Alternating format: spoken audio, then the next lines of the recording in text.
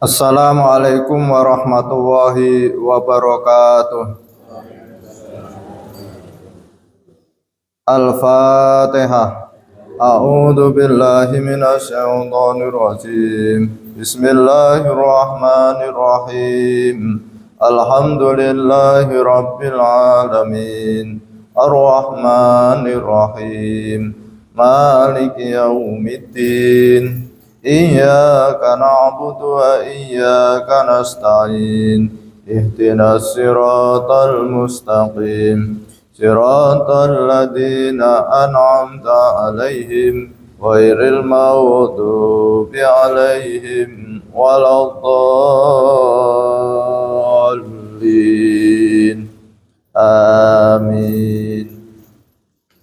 Bismillahirrahmanirrahim.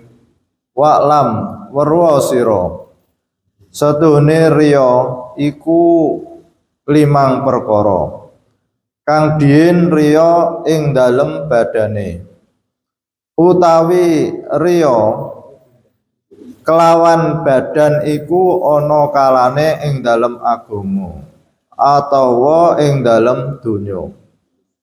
Utawi rupane riya badan ing dalem agama iku nglahirake posone lan nglahirake meleke bengi lan nglahirake priyatine perkara agama lan kaya mbrengut ing dalem badane supaya den nyono wong yuhud lan kaya ngalonake ing dalem caturane. Bismillahirrahmanirrahim. Jadi pagi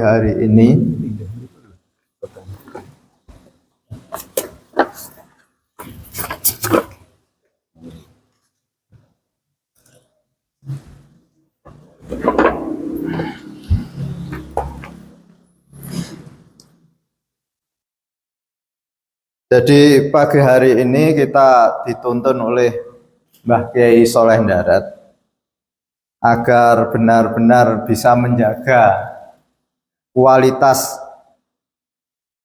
ibadah kita. Jadi pada intinya kita diperintahkan oleh Allah Subhanahu wa taala itu di dalam melakukan ibadah itu murni, ikhlas. Ibarat air itu air putih. Nah, riya ini sirup. Maka semakin banyak sirup yang mencampuri air putih, maka berarti kemurnian air itu menjadi rendah. Nah, orang itu kan bertingkat. Kalau campuran sirupnya sedikit berarti warnanya tidak begitu merah. Tapi semakin banyak campuran itu semakin banyak merah. Ikhlas itu adalah murni. Ibarat air itu adalah air yang putih tanpa ada campuran apa-apa. Nah, kita itu dituntut oleh Allah Subhanahu wa taala itu agar di dalam melakukan peribadatan itu ikhlas, murni. Tapi yang namanya manusia itu punya hawa nafsu dan ada setan. Sehingga ketika kita melakukan ibadah itu ingin benar-benar ikhlas itu membutuhkan perjuangan yang panjang. Nah, ini bedanya malaikat dengan kita. Malaikat ketika diperintah Allah untuk beribadah itu murni. Karena apa? Dia tidak punya hawa nafsu, dia tidak punya kepentingan, dan dia itu tidak punya musuh setan. Nah, kita itu punya hawa nafsu, punya setan, sehingga untuk bisa ikhlas itu perlu perjuangan panjang. Maka seseorang itu di dalam melakukan ibadah itu bertingkat-tingkat, seperti tadi air campurannya sirup itu banyak apa sedikit itu tergantung perjuangan kita. Ini oleh Mbah Kiai itu Ria itu kan campuran.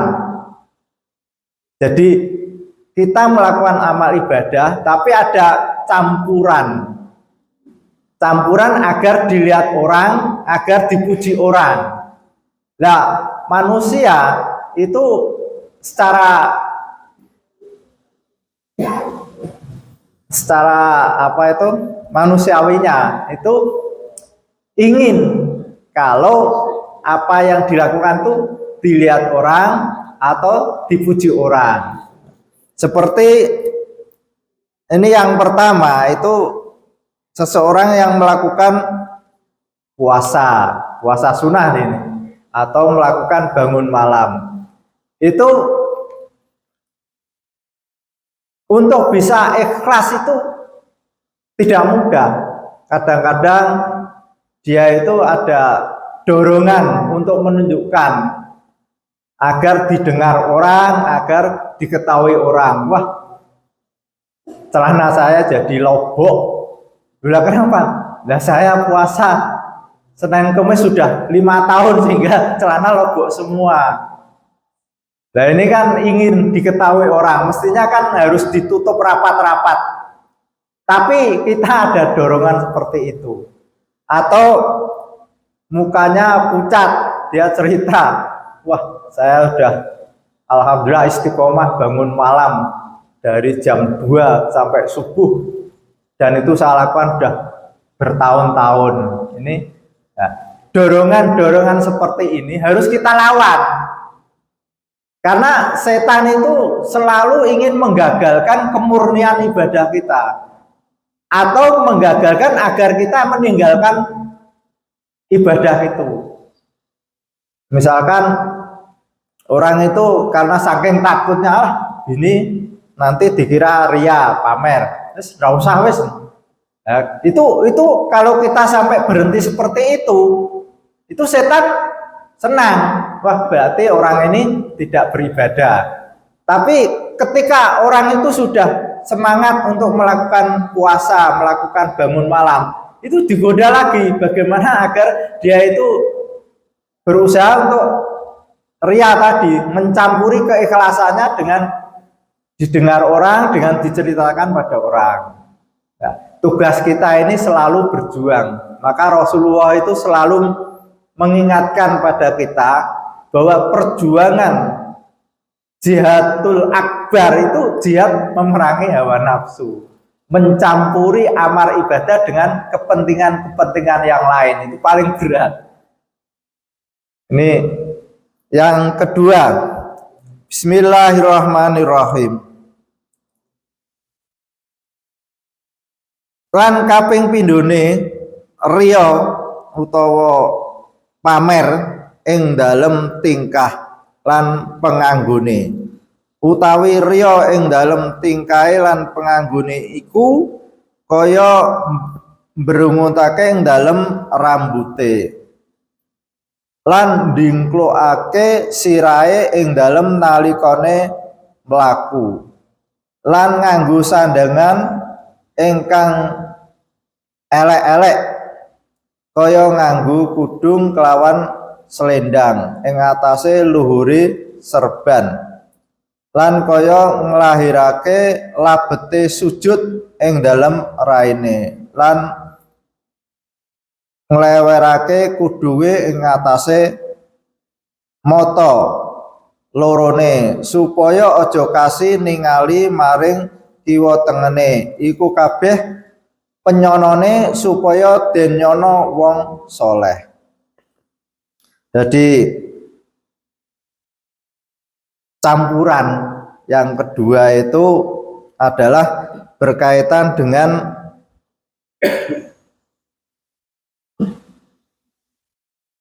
pakaian atau perbuatan. Seseorang yang memakai sorban lalu pada saat berjalan menunduk itu kadang-kadang ada keinginan agar diduga bahwa orang ini adalah kiai, orang ini adalah orang soleh, sehingga dia merasa bangga kalau diduga jalannya anteng, lalu pakai sorban. Ini apa yang diarahkan oleh setan seperti itu. Tapi bagi orang yang benar-benar orang soleh, ya harus seperti itu. Jadi katakanlah kita melihat Mbah Munib pakai sorban, itu kan harus seperti itu. Tapi kalau seperti Pak Haji Hudawi pakai sorban itu kan sudah beda, Pak. Ketua takmir langsung sorbanan, langsung pakai jalannya ndengko lah. Wah, ini tanda tanya. Jadi menempatkan sesuatu itu pada tempatnya. Dan kalau ada kepentingan seperti itu hendaknya dihindari. Karena tidak pada tempatnya, tidak pakai kiai, pakai serba, pakai itu ya boleh-boleh saja. Itu memang ada kebaikannya, tapi kalau tidak, biasanya kan menjadi tanda tanya. Ini dilantik jadi ketua takmir langsung serbanan. Itu misalnya seperti itu.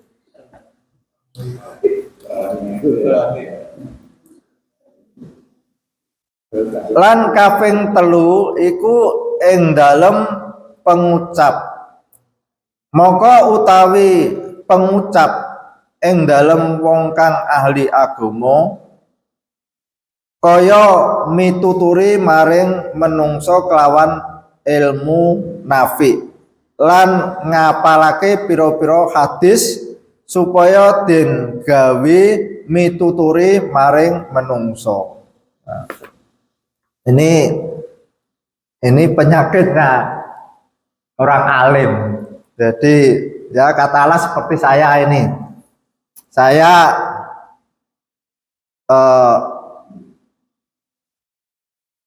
berbicara di depan Bapak Ibu ini. Nanti setan itu juga berupaya bagaimana itu keikhlasan itu dicampur, ada kepentingan biar saya dianggap orang alim misalnya, lalu bagaimana mengupayakan agar saya di dalam berbicara ini menarik misalnya seperti itu. Nah itu kan campuran. Tapi kalau saya melakukan ini dalam rangka keikhlasan dan dalam rangka biar jamaah itu bisa menarik, yaitu kembali lagi hati saya dan Allah. Sebab ikhlas itu kan ada di hati, sehingga yang bisa menilai ya diri kita sendiri. Apakah saya di dalam ngaji ini, terus di dalam menyampaikan kitab ini ada campuran atau keikhlasan, itu yang bisa mengetahui diri saya sendiri. Orang lain kan tidak tahu. Maka ketika kita melihat orang lain misalnya serbanan dan sebagainya, itu ikhlas pura, itu kan agak sulit. Jadi pada intinya ria itu penyakit hati kita. Nah, yang mengetahui ya diri kita. Ketika kita melakukan amal ibadah itu ada campurannya apa tidak, itu kita yang bisa mengevaluasi. Dan itu tidak langsung begitu kita beramal ikhlas, itu tidak harus melalui perjuangan panjang. Awal-awalnya mungkin ada kepentingan tidak ikhlas, tapi kalau itu dilakukan secara istiqomah, lama-lama akan ikhlas dengan sendirinya. Itu misalkan kita amal jariah, awal-awalnya kita ingin ditulis dan sebagainya, tapi itu awal. Nanti kalau itu sudah dilakukan secara berlanjut, misalnya menjadi donatur tetap, itu lama-lama hilang dengan sendirinya. Jadi jangan sampai kita takut karena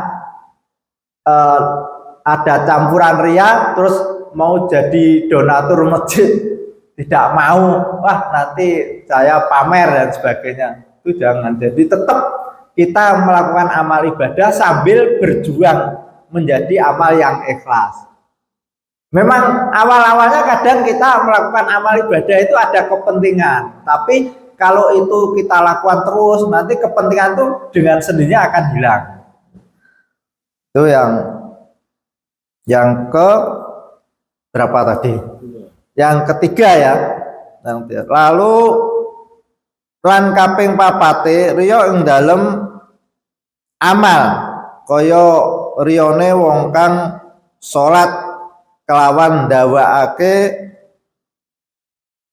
ndawakake sujute lan rukuke lan kaya ing dalem poso ing dalem sedekah lan endi-endi amal kang gawe kaya ndingklukake sirahe. Oh ya. Jadi yang keempat itu berkaitan dengan amal ibadah kita.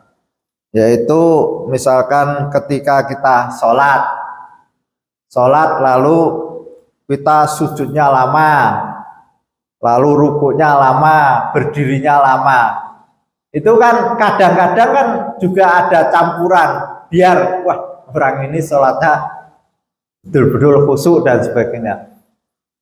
Nah, campuran ini harus kita bersihkan. Bersihkan bagaimana? Ya kita tetap sholat dengan sujud yang lama, dengan rukuk yang lama, dengan berdiri yang lama. Misalkan pada saat rakaat pertama, ini sholat sunnah ya, atau sholat sendirian loh. Kalau jadi makmum, jadi imam tidak boleh. Jadi imam berlama-lama itu tidak boleh, karena diikuti orang banyak. Jadi imam, ya kecuali kalau ada kesepakatan seperti di Masjid Agung sholat taraweh bacanya surat panjang, lah itu beda. Tapi kalau tidak ada kesepakatan, maka tidak diperbolehkan imam itu berpanjang-panjang. Misalkan imam di sini biasanya itu cukup kuliah baca surat Yasin sampai habis, lah itu kan jadi fitnah.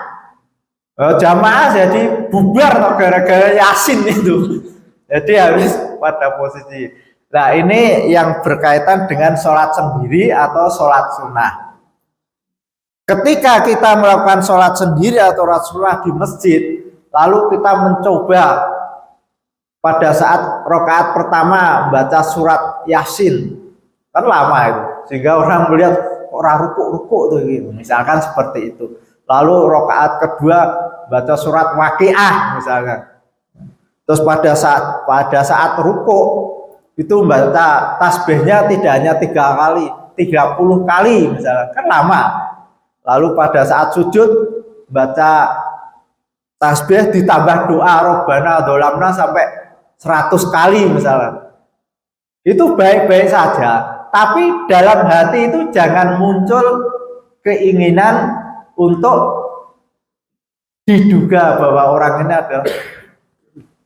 Jadi intinya kita itu oleh Mbah Kiai, intinya agar bisa melaksanakan ibadah itu secara murni. Tapi untuk mencari murni itu melalui proses yang panjang. Al-Fatihah. A'udzubillahi minasyaitonirrajim. Bismillahirrahmanirrahim. Alhamdulillahirabbil alamin. Arrahmanirrahim. Maliki yaumiddin. Iyyaka na'budu wa iyyaka nasta'in. Ihdinas siratal mustaqim. Siratal ladzina an'amta 'alaihim ghairil maghdubi 'alaihim waladdallin. Amin. Assalamualaikum warahmatullahi wabarakatuh.